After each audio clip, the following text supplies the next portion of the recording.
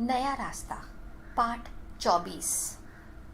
रोहित को दिल्ली में ही अच्छी कंपनी में नौकरी लग जाने के बाद से उसके अनेक रिश्ते आने शुरू हो गए थे, परंतु मीनू के पिताजी सबको यही कहकर टाल देते कि अभी हमें अपनी बड़ी बेटी की शादी करनी है, उसके बाद ही बेटे की करेंगे। आज भी दिल्ली से कोई सज्जन रोहित के लिए अपनी बेटी का रिश्ता लेकर आए थे।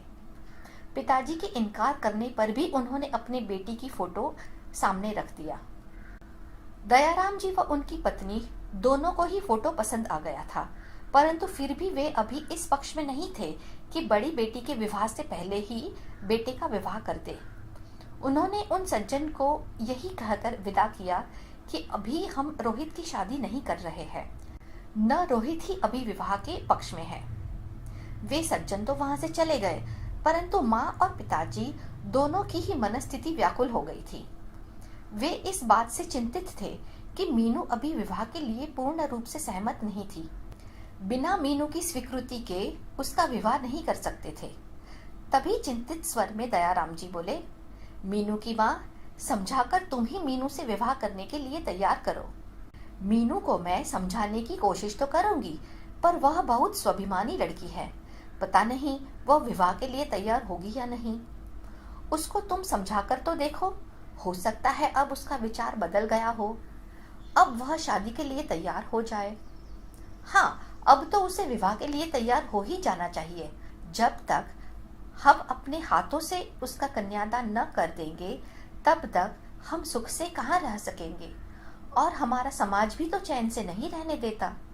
मैं जहाँ भी कहीं जाती हूँ, कोई न कोई मुझसे पूछ ही लेता है कि अभी बड़ी बेटी की शादी नहीं कर रही हो, क्या बात है?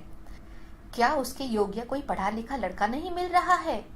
कोई कहती है कि आजकल लड़कियों को इतना नहीं पढ़ाना चाहिए, पढ़ने के बाद दिमाग खराब हो जाते हैं, लड़कियों को लड़के पसंद नहीं आते। वे दोनों चिंतित स्वर में अपने अपने विचार व्यक्त कर रहे थे कि इतने में दरवाजे पर किसी ने घंटी बजाई। दयाराम जी दरवाजा खोलने के लिए उठे। दरवाजा खोलते ही वे आश्चर्यचकित रह गए। उनके सामने मायाराम जी व अमित खड़े थे।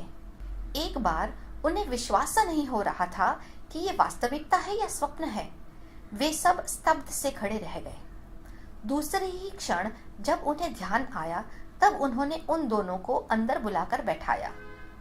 माँ अमित को देखकर आश्चर्यचकित रह गई। मीनू ने अमित का जो हाल बताया था, उससे तो नहीं लगता था कि अमित पूर्ण रूप से स्वस्थ हो जाएगा। इस समय तो वह ठीक प्रकार से चल फिर रहा था।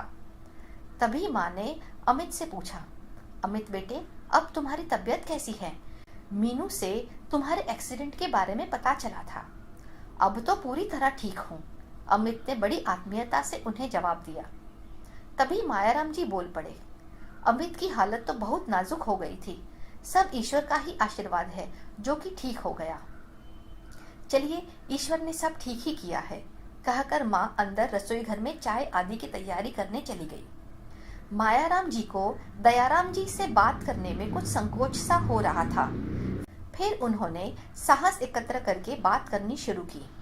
भाई साहब, लगभग 4 वर्ष पहले जो कुछ भी हुआ था, उसके लिए हम क्षमा प्रार्थी हैं। आशा है आप हमें क्षमा कर देंगे। नहीं भाई साहब, इसमें क्षमा की क्या बात है? दयाराम जी बात को संभालते हुए बोले। नहीं, हमसे जो कुछ भूल हुई थी उसके लिए हमें बहुत समय तक पछतावा रहा, परंतु जैसी होनी होती है वैसा ही दिमाग भी हो जाता है। भाई साहब, छोड़िए अब इन बातों को। मायाराम जी साहस एकत्र करके बोले, देखिए, उस दिन हमने मीनू के रिश्ते को ठुकराया था, आज हम आपसे मीनू का हाथ मांगने आए हैं। दयाराम जी तुरंत बोल पड़े, मीनू तो अभी शादी के लिए हाँ ही नहीं कर रही है, उसकी स्वीकृति के बिना हम उसकी शादी के लिए हाँ नहीं कर सकते।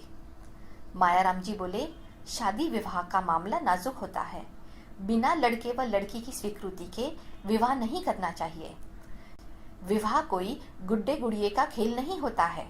अब देखिए, हमारे अमित के लिए न जाने कितने रिश्ते आए, पर उसने किसी के लिए हाँ ही नहीं करके दी।